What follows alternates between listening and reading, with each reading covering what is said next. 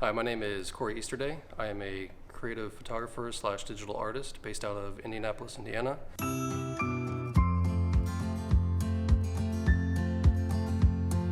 I own K-Foto, which is my photography company, and we're here today to shoot a photo shoot that's based on Little Red Riding Hood, except she is the wolf. So we're gonna have fun with that today. It's always challenging doing something creative.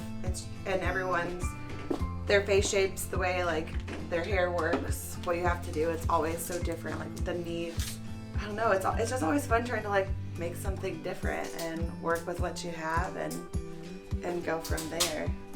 I just love to watch people transform. So I love to take somebody who they may wear makeup every day and they're used to seeing themselves in makeup, but I like to give them another level of makeup that they've really never seen on themselves and really fill out a whole character or a creative vibe that we're going for. So we have a pretty good creative community here in Indianapolis. This model, Skyla, she actually reached out to me with this idea. She wanted to mix Little Red Riding Hood with the Big Bad Wolf, so it was her concept. So just over social media, she reached out and we kind of discussed how we can make that a cool photo shoot. So she put together the outfit. We have a hairstylist and makeup artist that are gonna do their magic to make her look like a wolf. She's got cool contacts and fangs and everything. And it's my job to put together the lighting and the composition to actually bring the look to life. I looked at some different wolf makeups that people have done, some werewolf makeups, some Red Riding Hood makeups, and just kind of got a feel for what I sort of wanted to do. But I also don't flesh it out too much because I always know when I am doing a makeup that face structure changes, tone of skin changes everything, and then also just, you know, by the day I may see something and be like, oh, I really want to do this. On days of shoots, I'm usually pretty laid back, not too worried about it. I know that the team on the other side of the wall right now they're all very talented.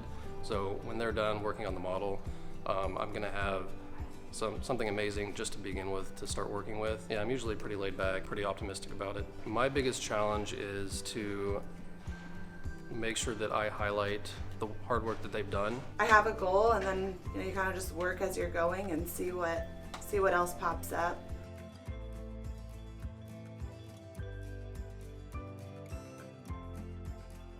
All right, so we've moved to the outdoors. It was supposed to rain today. It only rained for like an hour, so we decided to move outside. There's this beautiful river. The studio is just a few hundred meters that way. So we've got our model Skyla out here. We brought just one light with a modifier, and we're gonna use the trees and the water to get some cool actual outdoor shots, which is what we wanted.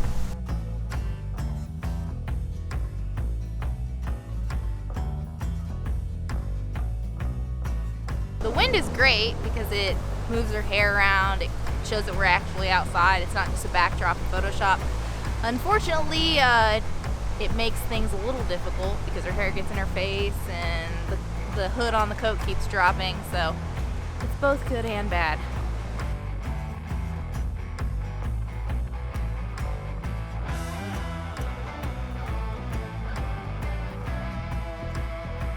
So one thing I want to try today is called the Burnside method.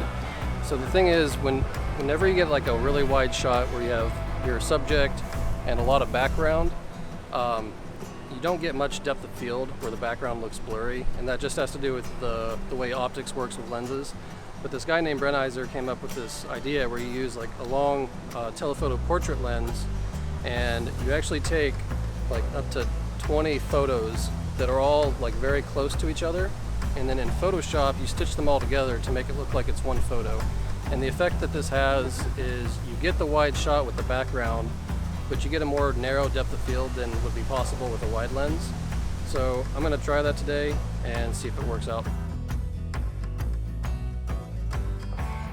So the biggest challenge today was just pretty much the weather, because we had to change our plans last minute.